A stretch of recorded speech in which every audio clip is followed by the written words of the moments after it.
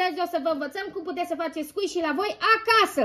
Aveți nevoie de o pâlnie. O pâlnie. Nu este o pâlnie adevărată, este o gură de sticlă pe care am tăiat-o, pentru că pâlnia era mult prea micuță și nu încăpeau biluțele. Bun, aveți nevoie de o pâlnie, baloane, o să vă arătăm cum să faceți două feluri de squishy, da?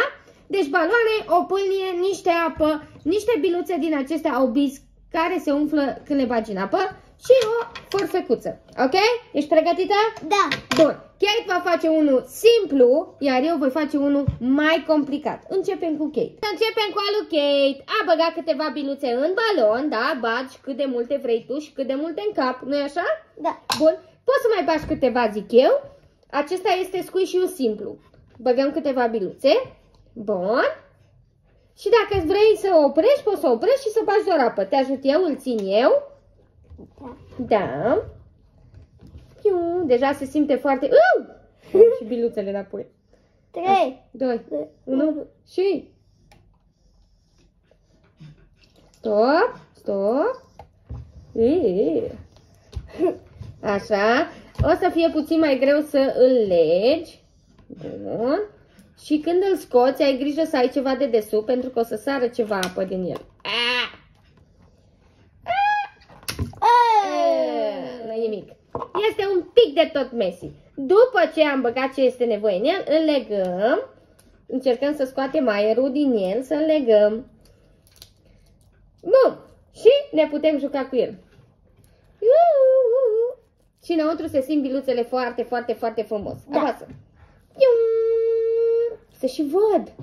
Bun, acum vom trece la următorul, cel mai greu, da? Mai greu un pic. Acesta este simplu, acum facem unul mai greuț. La fel, avem nevoie de pâlnie, de balonul transparent. Uite, așa întoarcem. Punem balonul transparent. Și o să facem același lucru pe care l-a făcut și Kate. Băgăm biluțe în el. Aici se și văd. Este de stresant? Da. Așa, uite, aici se și văd. E curcubeu. E curcubeu. Uite așa, le înfigem bine, bine. Haide, bă, îmi iese înapoi.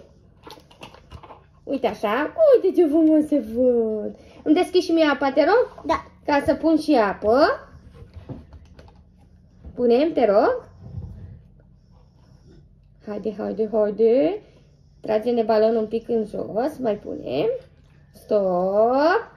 Tragem de balon un pic în jos, ca să intre apa cum trebuie. Legăm, exact cum am făcut și cu cel simplu al lui Kate. Exact. Așa. Și acum este partea interesantă. Luăm un balon colorat sau cu model, oricare ar fi, să nu fie transparent. Îi tăiem această gură. După aia îi facem câteva găuri. Așa, să nu-l tăiem pe tot. Uite, îi facem așa câteva găuri. Piu. Și piu. Și aici. Bun. Dăm asta mai așa. Și îl băgăm pe acesta transparent în acesta colorat cu găuri.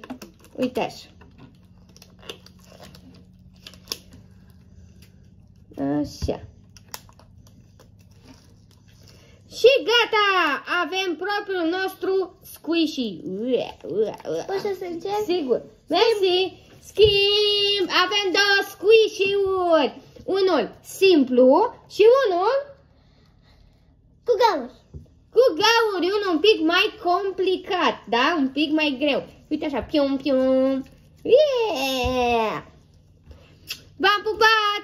Nu uitați să dați acolo un comentariu sau să spuneți care squishy vă place mai mult. Dacă vă place mai mult anul Kate, dați un like. Dacă vă place mai mult anul meu, dați un subscribe. Și dacă vă plac ambele, dați un share. V-am pupat! Pa!